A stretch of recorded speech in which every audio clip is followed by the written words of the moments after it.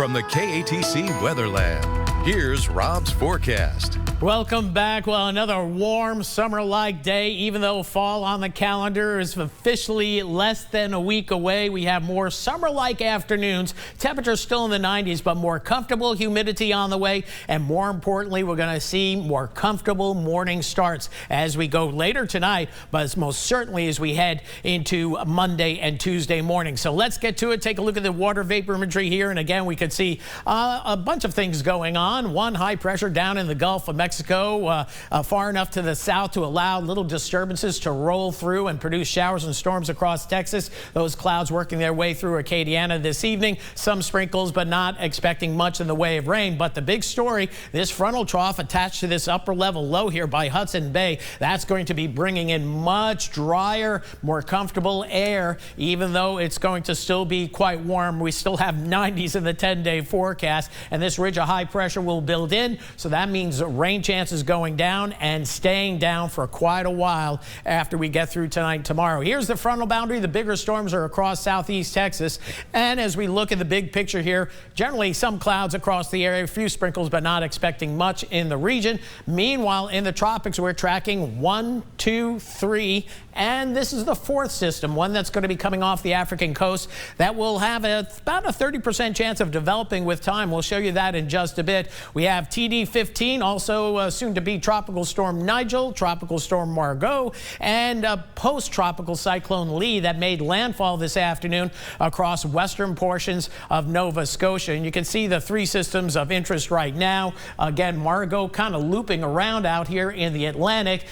This system getting better and better organized. So this is Nigel for all intensive purposes. And as we get into down east Maine, Lee, post-tropical cyclone Lee, it's no longer a hurricane. It's gone through its extra-tropical transition to typical maybe a nor'easter. Certainly big winds with this system across down east Maine. A lot of power outages there. And again, this system will continue to produce tropical storm conditions at least up through portions of the Canadian Maritimes through the St. Lawrence Seaway as well. As we open it on up, we can see Nigel showing up here. We think that's going to become a pretty potent hurricane, maybe a big hurricane. But notice here's Bermuda. Bermuda won't have to worry about this one. And here's Margot going to finish the loop and then probably drift off to the east with time. In fact, let's take a look at the European model here. We can track all three systems and the next potential system as well. Nigel being a potent one. Margot about to fade away here as we head through the middle part of next week. Nigel, you see moving off to the northeast. And the next system that comes off the African coast, that could become Tropical Storm Ophelia with time.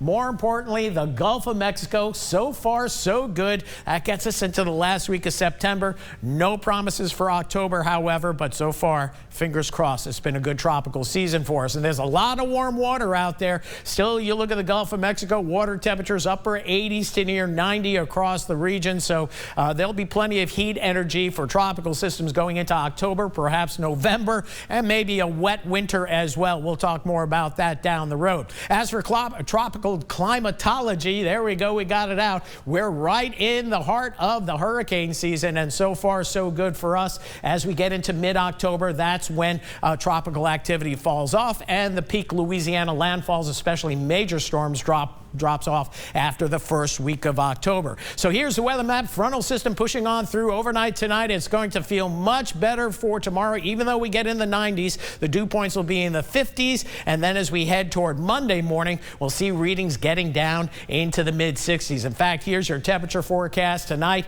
Mid to upper 60s north, low to mid 70s south. Then tomorrow well into the 90s. But here's the good stuff as we head into tomorrow night. Lower 60s for northern portions of Acadiana, and with that, a nice breeze out of the northeast across the area. We'll see up to about 10 to 15 mile per hour winds. So overnight tonight, we'll go 69 the low. That's feeling better as we head toward daybreak tomorrow. And then for tomorrow afternoon, up to 94 or 95 degrees, but lower humidity and a nice breeze out there and plenty of sun in the forecast. And more of the same as we move into next week, and rain chances low. Temperatures warm in the afternoon, but those morning starts will be awesome Monday and Tuesday morning.